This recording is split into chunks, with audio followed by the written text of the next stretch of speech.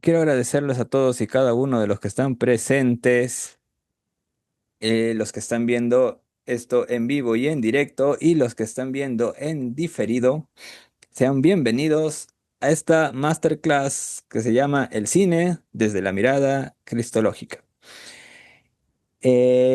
Aquí vamos a ver un poco de forma introductoria qué cosa es esto de la mirada cristológica, ¿no?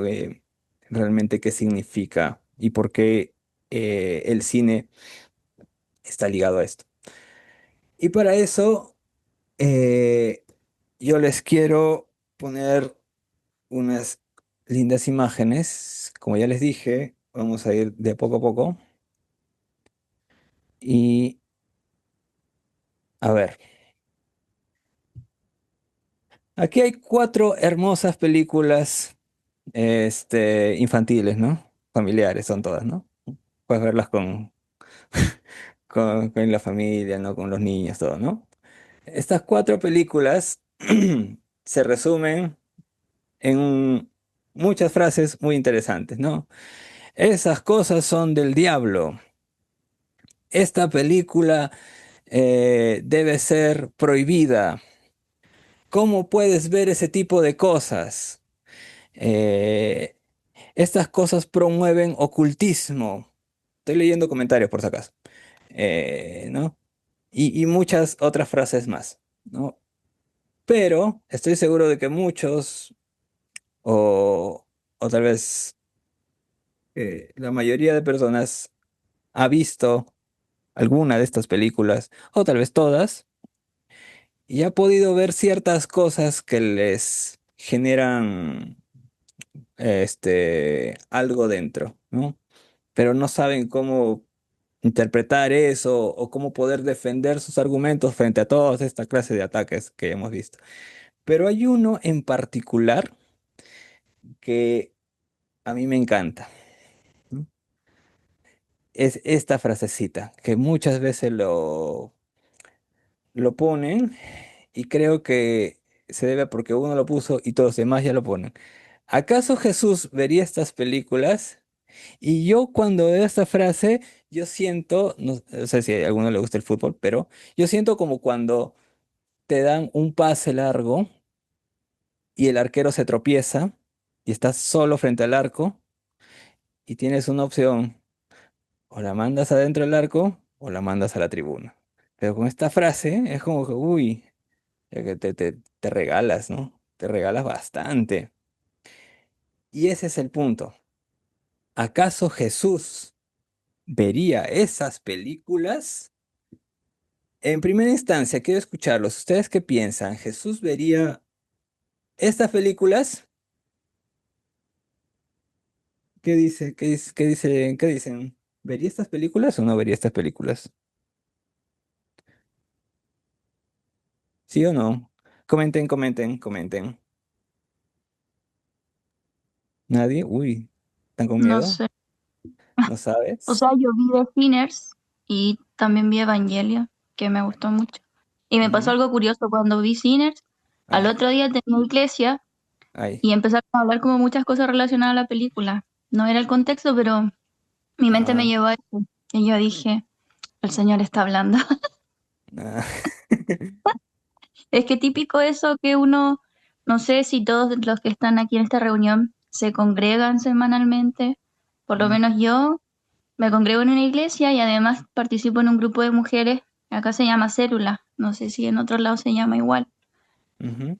y hablan este tipo de cosas y de hecho mi líder tiende a hacer ese tipo de preguntas como ¿Jesús haría eso? O si no te hace sentir paz, no es de Dios, es de Satanás y cosas así. Yo tengo Claro. un poco más de apertura con eso y es como que pienso Mm, más a fondo esas cosas, pero si Jesús vería estas películas, yo creo que sí. claro. Priscila, cuéntanos. Pues yo no he visto ninguna, así que desde ese punto de vista no sé si las vería, pero Bien. simplemente yéndome por los títulos y por las portadas, Mm, podría decir que quizás es prejuicio, pero que está relacionado con que son cosas que vería una persona pues que es como todas las personas en el sentido de que es pecadora también y si Cristo fue hacia los pecadores, posiblemente interesándose en ellos, también lo vería. Pues eso es lo que yo pienso. Está queer, ¿no? Que dice acá cautivadora, dolorosa, ¿qué más dice? No, erótica. Daniel Craig, por Digo, si acaso, Daniel Craig era James Bond, ¿de acuerdo? ¿No? Ahí está, el hombre, míralo. Sí. Ah, ¿alguien más? ¿Alguien Yo, más?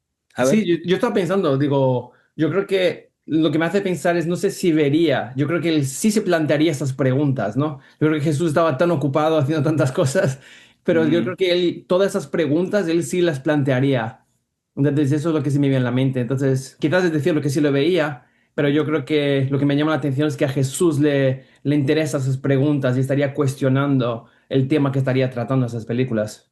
sí, pues, tal cual, ¿no? Estaría preguntándose, ¿por qué James Bond ahora está queer? No entiendo, porque este día estaba con la chica y ahora está con el chico. Bueno, ¿no? Está Mm, bien. Son cositas, ¿no? sí. Pero sí, quedemos con esta frase, ¿no? De nuevo, ¿acaso Jesús vería estas películas? Y ahí sí, me encanta, porque vamos a ver cuál es el uso que le daba Jesús a la cultura. Primero que nada, Marcos 7 del 31 al 37. Para los que no han estudiado este texto a profundidad, trata de un evento en donde Jesús le escupe saliva para curar a un ciego, ¿no? Y vemos a Jesús lanzando la saliva al ciego, ¿no? ¿Y por qué Jesús escupe saliva? Y ese es el secreto curativo que va a cambiar vidas en ese tiempo. Porque, a ver, pensemos en eso, ¿no? Un superhéroe usando su propia saliva para sanar, ¿no? Y eso suena bastante loco, un poco extraño, ¿no? Pero en este pasaje bíblico, Jesús lo hace con un sordo que apenas habla también. Ojo, y no es una magia extraña, no, nada que ver. Era, y escuchen bien esto, una costumbre antigua donde la saliva se veía como una medicina natural, ¿ya? Era como un ungüento casero para los ojos y los oídos de los enfermos. Eh, no sé, tal vez en algún momento alguien de aquí ha tenido que recurrir a, no sé, la medicina natural o cosas así, y algunos tal vez más extremos han sido expuestos a ciertas prácticas rituales, ¿no? Por ejemplo, cuando yo era niño, y a veces te asustabas de cosas. Tenía una tía que te empezaba a pasar un huevo por todo el cuerpo porque te quita el susto, ¿no? Y agarraba, después ahí y encendía ya. Era básicamente eso, ¿no? Era como una suerte de superstición y cosas. La cosa es que en el mundo de Jesús, en el siglo primero, gente como los romanos o los griegos usaban la saliva para curar heridas o también ceguera.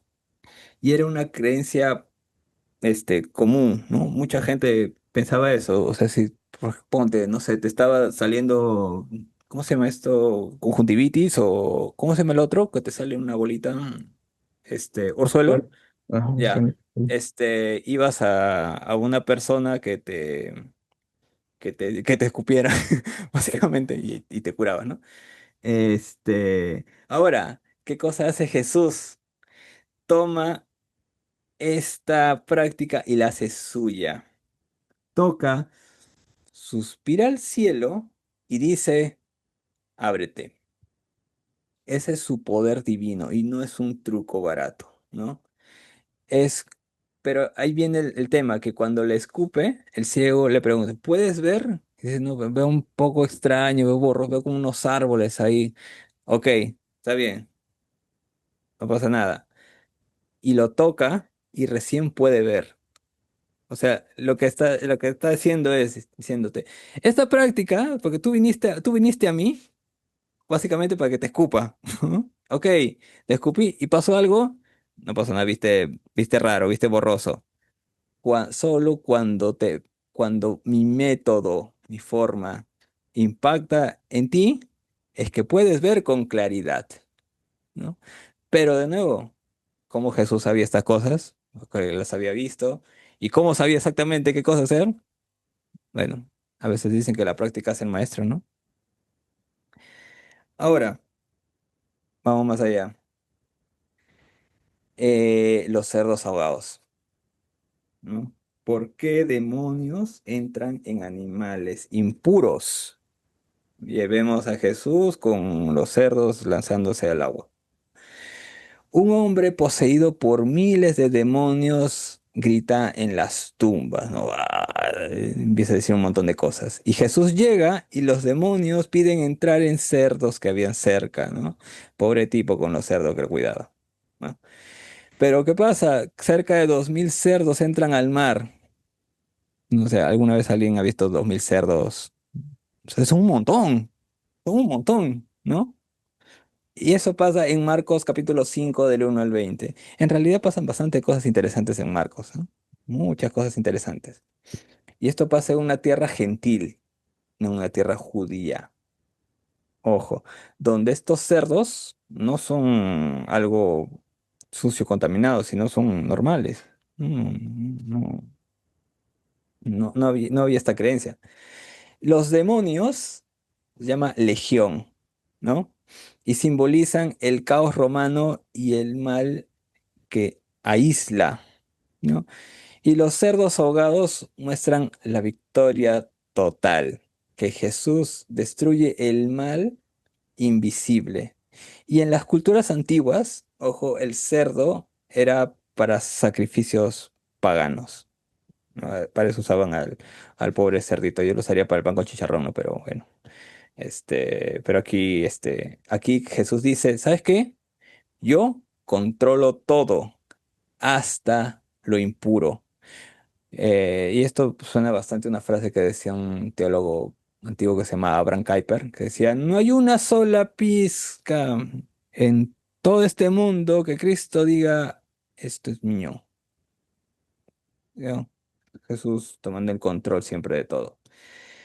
Ahora, ¿solo Jesús hacía esto? ¿No? ¿Acaso Jesús vería estas películas? Y yo te pregunto, ¿y esto mismo no lo vemos antes en el Antiguo Testamento? Pues ¿alguna vez han escuchado o han visto, han leído Ezequiel, las carrozas de fuego con ángeles, ¿no? Eh, pues bueno, si ustedes por ahí en arqueología o un poco de historia antigua ven ciertos cultos asirios o del antiguo cercano oriente, se van a topar con el dios Baal, en donde muchas veces se le describe como un dios cananeo de tormentas, que vuela en carros de nubes como un guerrero invencible. Y dice, uy, esto me parece un poco extraño, ¿no? Porque en Ezequiel también dice exactamente lo mismo, como, ¿cómo hacemos, no? Porque Ezequiel lo que ve es un carro divino con ruedas locas, con querubines y con fuego. Dices, uy, ¿qué fue? ¿Te has copiado o no te has copiado? Como, o qué viste o no, no entiendo, ¿no? Pues esto no es una coincidencia. Esto se llama una pelea teológica, ¿no? En los mitos antiguos, Baal, este dios, derrota al mar. Y Ezequiel muestra que Yahweh, o sea, el Señor, Jehová, el gran yo soy, lo muestra como el verdadero rey celestial, ¿ya? La Biblia usa estas imágenes de Baal, pero para burlarse, ¿no? Ezequiel dice, tu Dios falso está en un carro, pues el mío es real y tiene gloria eterna, ¿ok? Y esta práctica está desde el Génesis, no es solamente es un evento aislado de Ezequiel, ¿ok?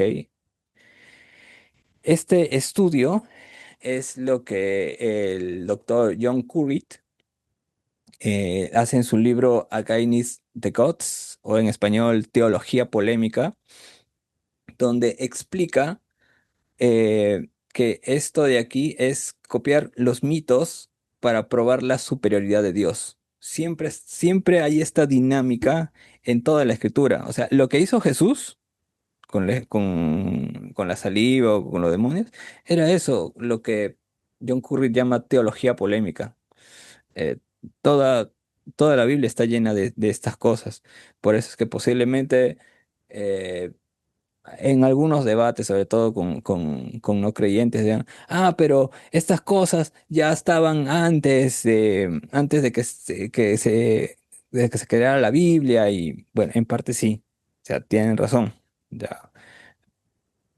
Pero la forma en cómo lo hacen los autores bíblicos es ahí la diferencia, porque no hacen sincretismo simplemente, sino lo que hacen es, ok, tu Dios hace esto, pues mi Dios es real, no es un Dios falso y hace estas cosas, ¿no? Es básicamente Jesús mismo, ¿no? Tú estás al IVA, esto, mira, te hace ver distorsionado. Mi mano, mi toque, es lo que te da la claridad. Confronta, polemiza, choque para llegar a una claridad total a la luz del Evangelio, ¿no? Esto es copiar los mitos para probar la superioridad de Dios, como vemos en Ezequiel, y recuerden, desde el Génesis hasta el Apocalipsis. Y yo les pregunto, ¿y esta práctica no siguió después? Una pista, eh, Jesús nació el 25 de diciembre, pero lo celebramos, ¿no? Para pensar, para pensar. Otro más. El Dios desconocido de Pablo. Y muchas personas usan este texto también para, para graficar también la forma de evangelismo y el diálogo cultural y todo esto, ¿no? Eh, pero hay algo interesante, porque Pablo está ahí y les habla a los atenienses y no tiene un debate con ellos. Pero la cosa es que, ¿por qué se enfureció en Atenas? Son estatuitas, ¿no? ¿Por qué? Porque el texto dice que estaba ahí y su espíritu se estaba enardeciendo, o sea, estaba molesto el hombre, ¿no? Pues Atenas estaba llena de estatuas de Zeus, de Atenea y de miles más. Y Pablo ve un altar al dios desconocido, que este altar era como un por si acaso, ¿ya? Un por si acaso griego, para no ofender a las deidades olvidadas, ¿ya? Era como un seguro contra lo sobrenatural, o sea, era tal cual como ven en la imagen, ¿ya? Mientras ven la estatua de Atenea, de Hermes, de Dionisio y de Zeus, ¿no? Como por los años las estatuas a veces se deterioran y no había forma de reconstruirlo. Llegas al punto y, uy, pero ¿cómo era la original? No sabemos. Y pasa el tiempo y como está ahí la base, pero no sabías exactamente lo que había arriba, la creencia era, ¿sabes qué? Mejor lo adoramos por si acaso, no debe ser que este se moleste después y perdemos. Mejor seguimos rindiéndole culto, pero como no sabemos quién es, le ponemos ahí, es un Dios desconocido. Ya. No, y habían, no era solamente uno, o sea, habían varios por ahí, ¿no? Eh, pero hay un dato. De nuevo, ¿por qué se enardecía? ¿Por qué se va a enardecer simplemente estatuas? O sea, nadie de aquí se molesta simplemente por ver estatuas, ¿no? Es más, hasta varios de aquí se pueden tomar una foto, un selfie, ¿no? Con la estatua, no se ven en el Instagram. ¿Por qué? Y hay un tema con esto.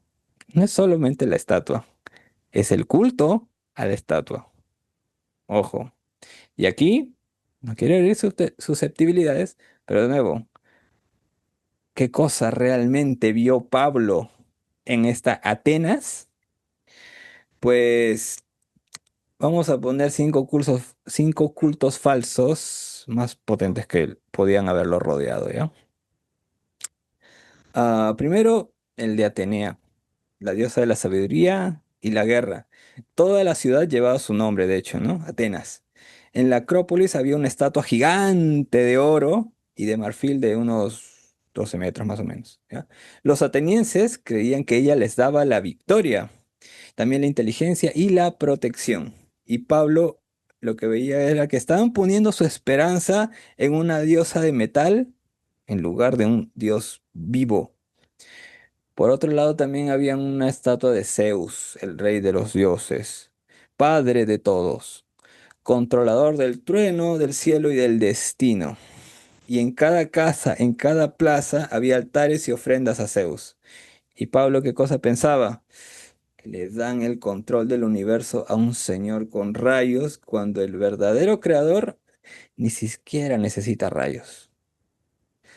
Otro dios, Hermes, el dios mensajero del comercio y también de los ladrones. Protector de los negocios, los viajeros y los estafadores. Muy popular entre los comerciantes, ¿ah? Como tal vez muchos en Atenas, porque era una ciudad bastante recurrida. Y Pablo que veía, adoran a un dios del dinero y también de las trampas. Justo eso es lo que yo rechazo, ¿no? Y tal vez el más complicado, Dionisio, o Baco también, como quieran llamarlo, ¿no? Dios del vino, la fiesta y el éxtasis. Su culto era muy fuerte en el mundo grecorromano. ¿Qué cosa implicaba el culto a este dios? Orgías, borracheras religiosas, liberación espiritual, todo a través del descontrol. Le vemos en la imagen que todo está hecho un desmadre, ¿no? Y posiblemente era lo que más le complicaba la vida a Pablo, ¿no? Eh, Era el Dios de sentirse libre haciendo lo que te da la gana, ¿no? A ver, de nuevo, y yendo al argumento de estas películas, ¿no? Que al inicio que puedan ser difíciles y complicadas. Pablo se fue del lugar, salió huyendo, ni siquiera lo vio. No, se quedó ahí un rato analizando, mirando. Y después fue al Aerópago a conversar con esos caballeros. Obviamente después cuando estaban sanos, ¿no? Porque el desmadre no les hubiera permitido entablar diálogo con nadie. Y eso era por lo que Pablo se ponía furioso. No era por racismo. Era porque estos griegos que se creían de una cultura, una mente tan elevada, que se creían brillantes, eh, eran bastante supersticiosos, ¿no? Personas que posiblemente eran muy cultas, creativas y entregando su vida al dinero, a la esperanza y su eternidad a simplemente pedazos de piedra, de bronce y de madera, ¿no? Entregaban hasta su integridad a, a yesos que no hacían nada. Y ahora, claro, hoy en día, cualquiera de nosotros, si entra a un lugar con todo este tipo de cosas, se le va a herir la susceptibilidad, pero un montón, ¿no? Eh, y de nuevo va a venir la frase, ¿acaso Jesús vería esas cosas? Eh, este, de nuevo, ¿ustedes qué piensan? Ahora, hay un pastor anglicano llamado John Stott que él usa un método para dialogar con la cultura. Le llama la doble escucha o la escucha doble, ¿no? ¿Qué cosa es la escucha doble de John Stott? La vamos a poner así, ¿no? Imagina dos radios, ¿ya? Una está sintonizando la Biblia, ¿no? Es decir, la voz de Dios, ¿ya? Y en la otra está el caos moderno, es decir, películas, noticias, las redes sociales y un montón de cosas más, ¿no? Escuchar doble significa prender ambas al mismo tiempo y no ignorar una ni la otra, ¿ok? Lo que el pastor Stott explica en el capítulo 4 de su libro Predicación es que te tienes que sumergir en el mundo bíblico y también en el actual, ¿ok? De nuevo, te tienes que sumergir en el mundo bíblico y también en el actual, ¿ya? Escuchar atentamente ambos para conectar las ideas eternas con la problemática que hay hoy. ¿ok? Eh, a ver, como un juego, ¿ya? Un niño que oye a su papá, que es la Biblia, y también oye a sus amigos, que en este caso puede ser el cine. Mezcla lo mejor y vas a ganar la partida, ¿ok? Ahora, ¿por qué el cine? Porque en sí el cine no es un pecado, sino en el argumento de John Stott es oro, porque menciona él en este libro que les recomiendo, menciona muchos predicadores top que van al cine, pero ojo, no necesariamente van solos a veces, o hay algunas veces que van solos, pero él invita a ir al cine en grupo, tener este sentido de comunidad yendo al cine, ¿no? O también al teatro o ver televisión, ¿no? Ahora, ¿por qué? Para captar estos deseos universales, es decir, el amor roto de las relaciones, el éxito fugaz que a veces te da estatus, la búsqueda de sentido y propósito, ¿no? Y en relación a la predicación, si tu sermón ignora estas cosas, pues solo 5 de 100 personas lo van a poder apreciar. No vas a poder conectar, ¿no? Así que esto es algo muy importante. El diálogo cultural siempre tiene que estar ahí. Jesús vería estas películas, pues ya nos dimos cuenta que sí, ¿no? En la Biblia hay diálogo cultural. La Biblia está compuesta de diálogo cultural. Los discípulos, los apóstoles lo hacían, lo entendían perfectamente. Es obvio, tenían que hacerlo. ¿Ok? Hasta aquí. ¿Pregunta? ¿Algún comentario? ¿Alguna duda? ¿O algo que quieran decir? Pues entiendo que lo que lo que planteas, la idea que planteas es como usar el cine como una herramienta tal vez de hermenéutica, tal vez, algo similar, como para llegar a Ujú, compartir algo. claro. Vamos. Tomamos el cine como como una lente, ¿ya? Y a través del cine podemos explorar la cultura en sí. O sea, en la idea de que, bueno, como el cine condensa todas las artes, ¿no? Desde el cine tiene literatura, no todo lo demás. Obviamente funciona para todo lo que tenga que ver con la expresión humana, con la creación en sí, ¿no? O sea, pero tenemos que verla con discernimiento.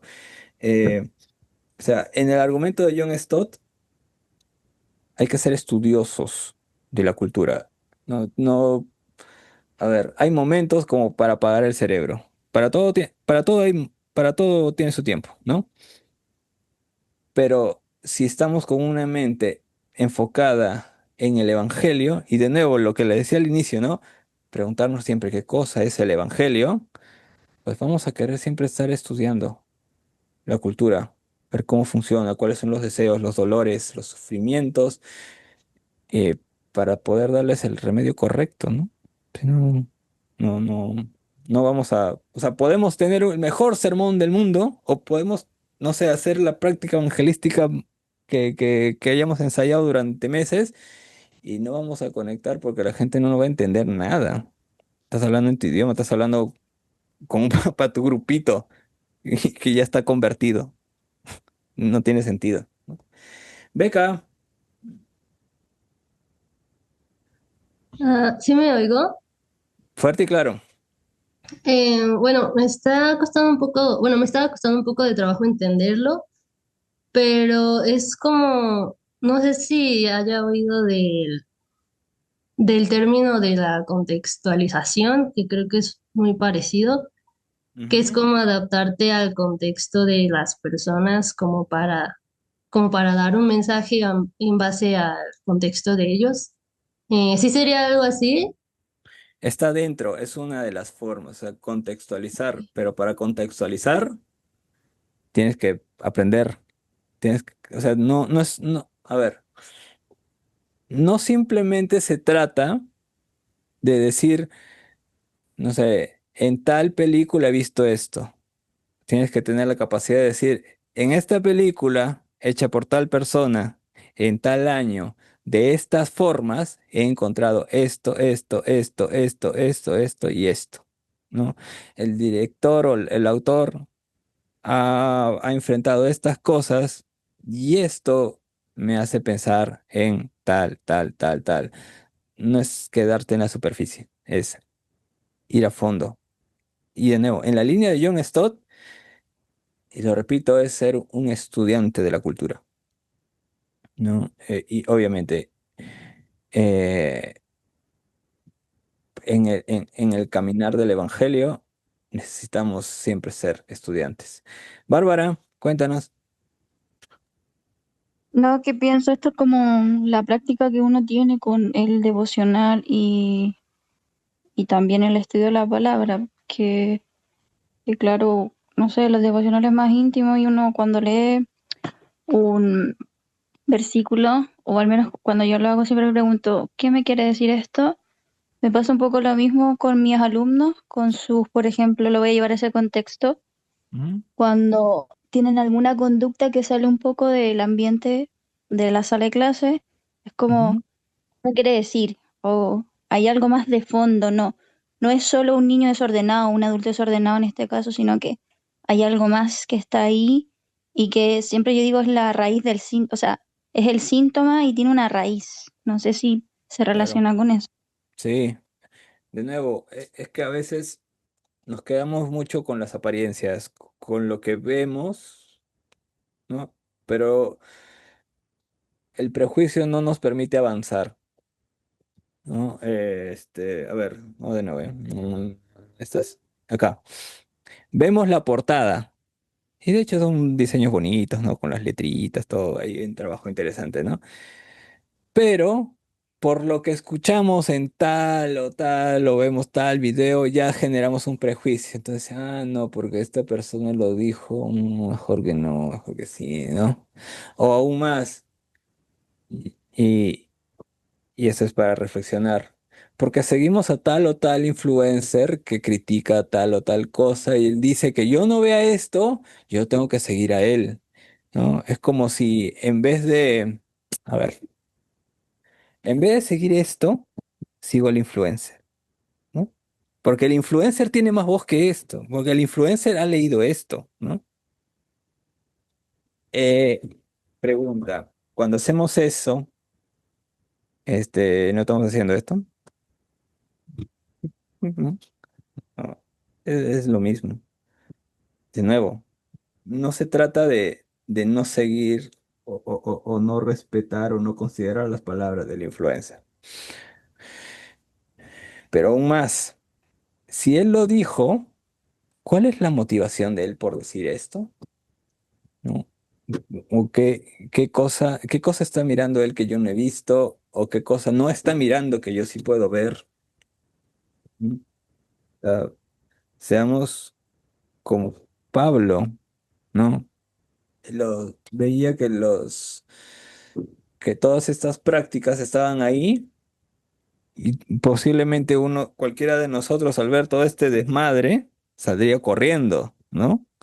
Pero Pablo se quedó ahí un rato y se puso a mirar, profundizar ahí. ¿Estaba incómodo? Obviamente que estaba incómodo. La Biblia lo dice. Estaba enardecido, estaba molesto. ¿Cuántos de aquí quisieran estar en un lugar así, pues? Incómodo. Es más, ustedes ven la foto, ¿cómo olía ese lugar? Olía, infierno olía, ¿no? Pero se quedó ahí. Ahora, en el argumento, en el relato bíblico, vemos que tampoco es que tuvo mucho éxito Pablo. O sea, la gente, los atenienses estaban burlando de él, pero un grupito pequeño lo siguió. Y ahí eso es algo que me encanta. No es que siempre el 100% de la gente va a querer validar tus argumentos. pero hay un grupo valioso de gente que siempre lo va a considerar. Y de hecho ese grupito valioso de ahí se convirtieron en grandes discípulos del Evangelio. Así que es eso, ¿no? Es eso. A ver, y vamos. Sí, dime. O sea, pienso en esta película, no sé si la han visto, La Cabaña, que está en Netflix. O sea, Ya. yo la vi y el protagonista tenía un diálogo Ujú. con, no sé qué era, pero estaba representado por una mujer. Era la sabiduría. Ok. Y le dice, siéntate acá. Y estaba sentado como en el juicio, en el trono del juicio. Y ahí le Ujú. dice que desde ahí todo es muy fácil, pero que cuando uno se sienta en la comprensión es muy distinto y puede entender más allá de lo que vemos, como dices tú, de Ujú. esta parte superficial, sino que vamos más a la raíz de las cosas o como el comportamiento de la sociedad y la cultura Sí, desde antes de nosotros y hoy también desde lo que viene y del sí, presente, obviamente. exacto. Bien, eso es, o sea, y me gusta que estamos en la misma línea de argumentos. Y ahí vamos a esto. ¿Qué cosa es la mirada cristológica? Porque hasta ahorita hemos visto cómo se han desarrollado las cosas a través del relato bíblico, cómo Jesús, sí vería esa película y probablemente vea la trilogía completa de todas las historias, ¿no? Pero ¿qué cosa es la mirada cristológica? ¿No? Pues imagínate unos lentes, unas gafas, ¿no? Pero estas no son normales, ¿ya? Son las gafas con las que Jesús te mira a ti y me mira a mí y mira a todo el mundo, ¿ok? Y cuando te pones esas gafas, empiezas a ver todo muy diferente, ¿ok? Ves el dolor de la gente y recuerdas que Dios se hizo humano y también le dolían. Puedes ver la estética rota de las cosas y entiendes que Dios bajó a arreglarlas, pero desde adentro, porque el relato bíblico dice que habitó entre nosotros. Ves historias tristes, sucias, violentas, también confusas, y en medio de todo eso intuyes que hay alguien que ya está caminando hacia una solución final. ¿Ya? Esa forma de mirar, eso es la mirada cristológica, ¿ya? En una sola frase. La mirada cristológica, ¿qué cosa es? Es mirar todo. Personas, historias, películas, arte, dolor, belleza. Y escúchame bien, lo podrido del mundo como si Jesús estuviera mirando a través de tus ojos. Repito de nuevo. Es mirar todo, personas, historias, películas, arte, dolor, belleza, lo podrido del mundo, como si Jesús estuviera mirando a través de tus ojos. ¿Ya? Ahora de nuevo, la misma frase del inicio, que, y vayamos pensando, ¿qué cosa es realmente el Evangelio? ¿Ok? Y esta mirada cristológica, y de hecho la palabrita ya te invita a pensar en algo más, porque muchos pensamos en, hay que ser cristocéntrico, hay que ser cristiano, pero ¿qué cosa es ser cristológico? Bueno, el término es un término de teología, no es un término que usualmente van a encontrar en la iglesia, es un término que implica profundidad, es un término que habla sobre la persona, pero también sobre la obra de Cristo, ¿ok? Y esto se basa y se fundamenta en la encarnación, el misterio de Juan 1:14. El Verbo se hizo carne y habitó entre nosotros. ¿Ok? Es ponernos a pensar en esto y ver que Jesús habitó entre nosotros. ¿Ok? Estuvo ahí con Pablo en Atenas. Eso es el misterio de la encarnación. Es el momento más loco y poderoso de toda la historia, ¿no? Es como, a ver, el jefe más grande del universo, el que creó las galaxias, las montañas y también tu corazón y el mío, decide bajarse de su trono y ponerse en un cuerpo humano normalito. No no en el de en un modelo normal, con todo y hambre, con frío, cansancio, miedo y también con heridas. Y no manda un mensajero para esto. Tampoco envía un holograma, no. No aparece tampoco como una luz brillante desde lejos. Se mete adentro de la historia como uno de nosotros. Ojo, nace como un bebé vulnerable en un pesebre sucio, no nace en un templo, tampoco en un palacio. Crece como un niño normal, se cansa, se enoja, llora, sufre traición, sangra y muere. ¿Ok? Y todo eso lo hace a propósito. ¿Y para qué? Para arreglar lo que nosotros hemos roto. ¿Ok? Ahora, ¿y por qué alguien tan grande haría algo tan humillante, no? Porque el problema no era solo que la gente hiciera cosas malas, la verdad. El problema es que el pecado nos estaba destrozando por dentro, como una suerte de virus que corroe todo, ¿no? El cuerpo, la mente, las relaciones. Y la única forma de poder arreglarlo era que el mismo Dios entrara en la zona afectada. O sea, acá, ¿ok? Tomara el golpe completo, pero en su propio cuerpo y lo venciera desde ahí adentro. Eso es el misterio de la encarnación. De nuevo, ¿qué cosa es el Evangelio? Vamos entendiendo un poco más. La mirada cristológica va a tener algunos pilares. Primero es que nos permite ver el cine como un espejo cultural, ¿no? Imagina que entras a un baño y te miras en un espejo roto como el de la foto, ¿no?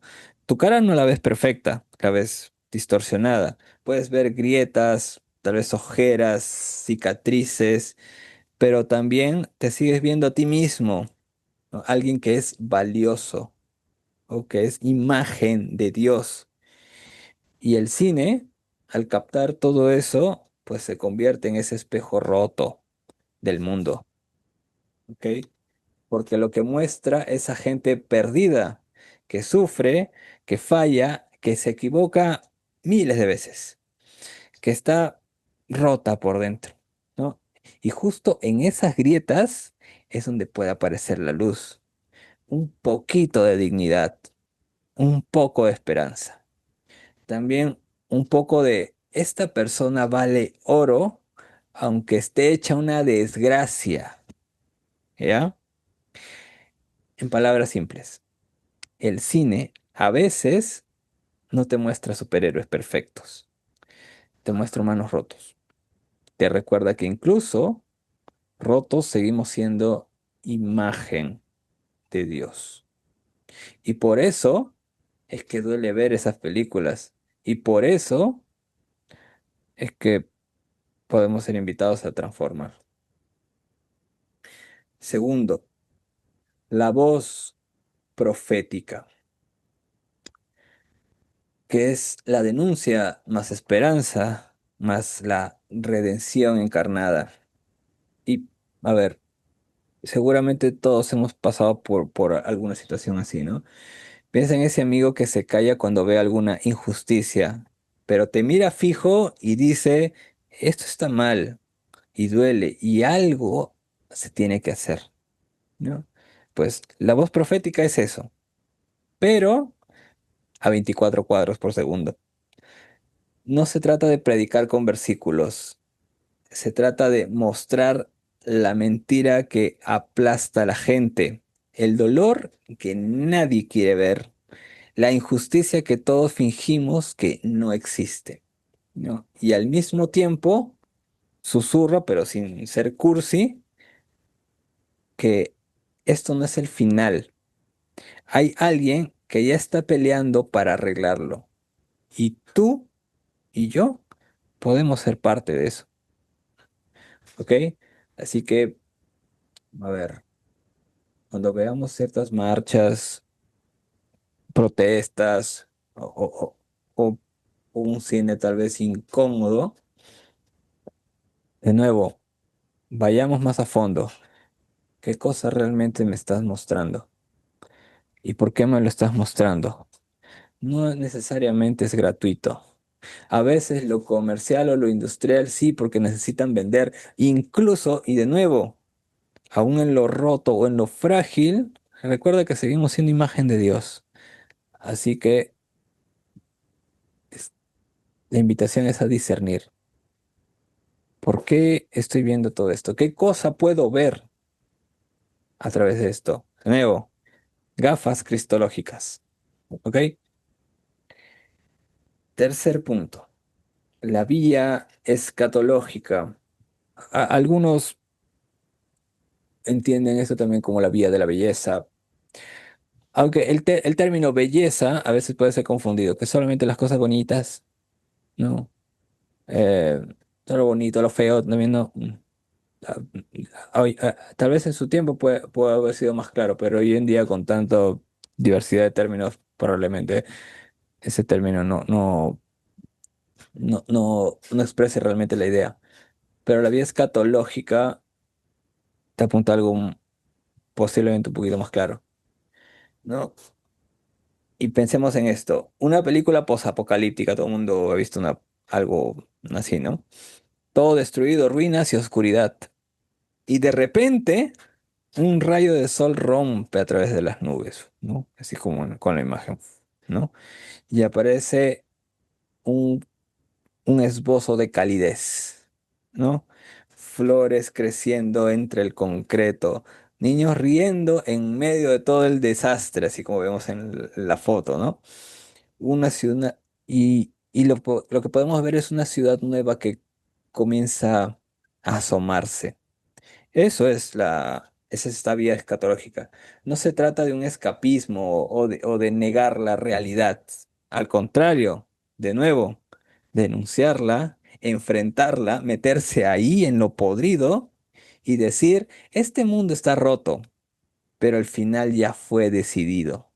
La victoria ya empezó en la cruz y cada vez que puedes mirar, y en este caso, la belleza, la justicia, el perdón, el amor verdadero, estás viendo un tráiler del final del universo, ¿ok?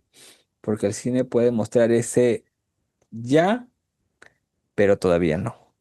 ¿Ok? El dolor real ahora y el destello de lo que viene después. Ok, hasta aquí. ¿Algún comentario? ¿Alguna pregunta, duda, consulta? ¿Algo que quieran Sí, expresar? algo que, pero tal vez algo que se toque tal vez en otras sesiones, ¿no? Mm, Bueno, en primer lugar, que entiendo, o sea, lo que me transmite, ¿no? Finalmente, lo que nos comentas es, Pablo estuvo en ese lugar, se quedó ahí, mm, justo como comentabas, de Jesús vino a nosotros en lo podrido, en lo imperfecto, sí, por- y se quedó allá también en este lugar, Pablo, por el amor que tenía hacia esas personas, porque veía que estaban descarriladas, estaban lejos de Dios, ¿no? mm, Probablemente pecando de distintas maneras. sí, Y por amor se quedó en ese lugar y trató sí, de convencerlos de lo contrario, ¿no? mm, Em, y lo segundo es, pero ¿qué hacemos a veces, volviendo al tema del cine? ¿Qué hacemos con las películas que muestran mentira? O sea, lo que consideramos nosotros como mentira, ¿no? Pero lo ujú, muestran como verdad, ¿no? Entonces, claro. Esa es la duda nada más, pero tal vez es algo que se toque más adelante, ¿no? No, de hecho vamos a reforzar la idea. A ver, espérate. Ok. Ok, polémica. El uso cultural. Dios Baal, ¿no? La cultura cananea, los así, todo esto, ¿no? Ezequiel vio esto y ¿qué cosa hizo? Le dijo, ok, tu Dios es falso, es mentira. Yo te voy a mostrar cómo mi Dios es real. Y es este Dios real que está en su carroza con los ángeles. O sea, lo que hizo fue aplicar esto, la teología polémica. Sí, les recomiendo que puedan dar una chequeada a ese librito. También está en español la editorial Kerigma, ¿no? Mm. Pero no se vayan a querer volver agnósticos con tanta cosa, pero vayan despacio nomás, suave, suave. Y sí, o sea, los comentarios de John Curry del Antiguo Testamento son brutales, brutales. Y de nuevo, te pones a pensar en esto, ¿qué cosa es realmente el Evangelio? No, es algo más complejo y más profundo que simplemente una palabrita chiquita. Es algo muy grande. Y por eso es que yo prefiero a esto llamarlo el misterio, un misterio que vamos descubriendo cada vez que respiramos, ¿no? Eh, sí, a veces podemos encontrar cosas que nos incomodan, como Pablo que te hace un coso acá adentro, ¿no? No, no quieres estar ahí. Hay veces cosas que yo también he descubierto a la hora de tener que preparar sermones o cuando tenía que hacer algún tipo de trabajo en el seminario y cosas que no me han gustado descubrir. ¿Por qué, eh, por qué se hacían estas cosas? Y aún más, ¿por qué Dios obra a través de este tipo de personas, a este tipo de hechos? Es que Él es soberano. ¿No? Y son sus formas, y así como Él obra a través de esto, pues también obra a través mío, a través tuyo, ¿no? Y tampoco es que seamos joyitas, ¿no? No somos, no somos perfectos. Nos equivocamos a cada rato, ¿no? Y si tuviéramos que pedir perdón por cada vez que cometemos errores, uy, o sea, que cada 2 segundos, ¿no? O sea, pero aún así. Dios obra a través de nosotros porque o sea, ese es su amor, pues. Es eso. Mm. Pero en resumen, se trata de esto, reconocer la mentira del mundo, reconocer, y para reconocerla, tenemos que identificarla, pues, ¿no? Porque a veces es medio confuso, ¿no? A veces nos pueden vender mentira como verdad y se puede confundir, ¿no? Ahí de nuevo, de nuevo al inicio todas estas películas y a veces podemos pensar de que los argumentos, porque también, y ojo, no es que sean películas malas, son películas muy buenas, técnicamente hablando, impresionantes, ¿no? Es más, el Queer tiene premios ahí de festivales y toda la cosa, ganó Toronto, mira tú, el Festival de Venecia ha ganado, o sea, no es una película mala, pero tenemos que reconocer y tener el discernimiento de reconocer qué cosas están distorsionados a la luz del Evangelio. ¿Cómo podemos ver esta imagen de Dios en esto roto, complejo, distorsionado? No, no se trata de meterles una patada y marcar una distancia, sino Ujú. acercarse a eso, o a ver cómo la imagen de Dios se manifiesta aún en las cosas que tú no te imaginas cómo se pueden Ujú. manifestar, ¿no? Porque claro, ahí vemos en la pantalla son dos homosexuales, ¿no? Pero esos dos homosexuales también no son imagen de Dios. El director Luca Guadagnino es abiertamente homosexual también. Justo eso quería consultar. ¿No es válido no solo ir a la historia, tal vez al escritor, al autor, ¿no? Ver ese, salir, retroceder un poco más? Sí, o sea, mientras más data tengas, mejor. Mm. A ver, cuando se hace usualmente un trabajo de análisis para una predicación o algo, no necesariamente te vas a quedar solamente con el texto del versículo de la Reina Valera o no, consultas y consultas y consultas y consultas. Y mientras más data tengas, mejor, ¿no? Ah, Mm. Mejor, mucho mejor. O sea, tu mensaje va a tener mayor profundidad. Es lo mismo. O sea, si te quedas con lo que dice, no la imagen que dice cautivadora, dolorosa, erótica, y si solamente te basta eso para juzgar, uy, este, bajo, amigo. O sea, no quieras que después yo haga unos bonitos reels de ti. O sea, o sea, yo feliz, si me voy a estar ahí con los ojos ahí, lentos, pues, pero, o sea, hay que ser hay que ser prudentes, hay que ser analíticos, ser constantes estudiantes. Es igualito con la última tentación de Cristo, ¿no? ¡Ah, esa película, cómo es una herejía, es una blasfemia! ¿No? Claro, pues el director es católico, está en un seminario, el guionista es calvinista, reformado, más de mi tradición encima, ¿no? O sea, ¿no? Y ha sido basado en un libro encima. O sea, ¿no? Hay que ver más allá de eso, ¿no? Sinners también, y Evangelion que ver un poco cómo funciona la cultura del anime, ¿no? Y cómo funciona la cultura japonesa, ver, o sea, ver más allá de las formas de los gestos, ¿no? Es eso. ¿Alguien más?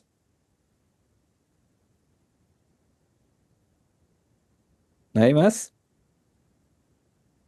Bueno, avancemos. Aquí, Ay, dime, Bárbara.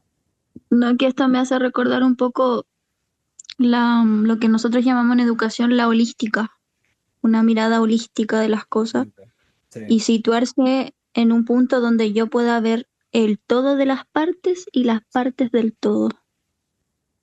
genial. Me encantan tus términos porque mis papás son maestros y me da un poco de nostalgia. Sí, se trata de eso, tener un poco más de reflexión a la hora de analizar. Y justamente vamos a tomar una de estas películas difíciles, polémicas, ¿no? Que alguna vez alguien dijo, ¿cómo puedes mirar esa película si promueve un montón de cosas que no tienen que ver con las prácticas cristianas? Bueno, pues nos vamos a meter en Sinners, que de hecho está arrasando con varios premios. Es interesante como una película, narrativamente hablando es bien simple, pero a la vez bastante compleja, ¿no? Porque aquí vemos dos hermanos que regresan a un pueblo olvidado y abren un antro de música. Y de repente, monstruos chupasangres atacan. Y no solo aquí podemos ver una película de terror, sino es la vida diaria luchando contra lo que te roba la esperanza. ¿No? Esta película de Ryan Coogler, si lo ubican a Ryan Coogler, Black Panther 1 y 2, ¿no? ¿no? Te muestra cómo ganar esa guerra y vamos a desglosarla poco a poco. Primero, el motor detrás de Coogler, ¿no? Ryan Coogler no solamente grabó esto por la fama, ya la tenía con las películas de Marvel. Su tío James, mi tocayo, quien le metió el blues en las venas, falleció y lo dejó un gran vacío en el corazón, ¿no? Eso es lo que lo motivó. Transformar el dolor en el cine que grita resiste. ¿Ah? A veces los dolores te generan obras interesantes y yo lo sé por experiencia. Técnicamente lo que hizo fue usar cámaras de IMAX 65 milímetros para escenas épicas, ¿no? Por ejemplo, la batalla final, ¿no? Este, un formato impresionante, muy grande, donde las balas y las notas musicales se van a fundir en todo el caos. Y esto nos puede invitar a reflexionar en Apocalipsis 16:16, el Armagedón, como una división pero racial. Eh, Vemos por todos lados, vemos esta dinámica de una tribulación. Vemos a dos hermanos que aparecen antes de que comience todo a ser un caos. ¿Acaso son como los dos testigos del Apocalipsis? ¿No? Parece, ¿no? De hecho, uno muere. Muy interesante. El formato hay dos tipos de formatos en esta película. Uno es de la pantalla completa, como la ven ahorita, pero por momentos lo que va a hacer eh, la misma narrativa es poner un formato poco más este, panorámico. O sea, van a aparecer con unas barras negras arriba y abajo, en dos momentos particulares. Uno de ellos, el formato así grande, es para las escenas que tienen que ver con acción, ¿no? Y eso te invita a pensar en el espectáculo. Y cuando vemos este formato más ancho, es cuando hay una línea argumental, cuando empecemos a ver el trasfondo de los personajes, cómo se van desarrollando a través de la historia. Ahí es donde vemos este formato. Juntas estas dos cosas y tienes este Sinners. Los vampiros, como el símbolo del racismo. Ellos son este racismo que te chupa la cultura negra. Kugler obviamente estuvo motivado de alguna forma por un elitismo moderno. Es decir, a ver, piensa en este hip hop, ¿no? Que culturalmente hablando era de los márgenes de la ciudad, pero ahora todas las marcas famosas y de mucho poder económico lo usan, ¿no? ¿No? Hace esta crítica. Usa los claroscuros, las sombras devorando las caras negras, las luces frías en los blancos pálidos, y esto lo tomó del expresionismo alemán de los años 20. A ver, no sé si a veces han visto esta película Nosferatu, no la última, sino la que era blanco y negro. Tenía unos contrastes bastante interesantes. El negro era bien negro y el blanco era bien blanco. Ya, esa estética él la toma ahí, por eso es que parece como si fuera una pesadilla la película, con esos contrastes, que es expresionismo puro y duro. Es como el Apocalipsis capítulos 12 o el 15 donde el dragón persigue, pero Dios es el que da refugio. Y en esta película, ¿cómo lo vemos? Pues en la taberna, ¿no? Estos seres no pueden entrar a la taberna, se quedan afuera, solamente pueden entrar cuando se les permite entrar, ¿no? Es como si fuera una suerte de templo sagrado, esta taberna, ¿no? Michael B. Jordan eh, se puede diferenciar uno por el carácter y en particular por los gorros, por las boinas, ¿no? Uno azul que puede simbolizar la contención y el rojo la pasión. Uno es como que más reservado, un poco más prudente y el otro es más lanzado, más emocional, más pasional, ¿no? Eh, y ese tipo de cosas nos invitan a pensar también en el propio carácter de los seres humanos, ¿no? Con cuál te identificas. La sangre, y es curioso, porque la sangre eh, tiene un valor importante en el cristianismo, en el relato bíblico, ¿no? Porque la sangre se usa para redimir, pero aquí ellos lo necesitan como un elemento de subsistencia. He ahí el detalle que no debemos pasar por alto. La banda sonora, a mí me gusta un montón. De hecho, la compuso Ludwig Göransson, que también compuso la banda sonora para Oppenheimer de Christopher Nolan, y seguramente ganará el Oscar. Ya ganó el Globo de Oro, creo. Así que tienen que escuchar esa banda sonora, es brutal, ¿no? Eh, lo que hace aquí es tomar ese elemento, el blues, y formarlo como un elemento de trascendencia, ¿no? El blues, y en este caso la guitarra en las manos del pastorcito, atrae, atrae estos demonios. Lo que quieren es este elemento de trascendencia, quieren tenerlo algo suyo, quieren trastornarlo y perturbarlo, ¿no?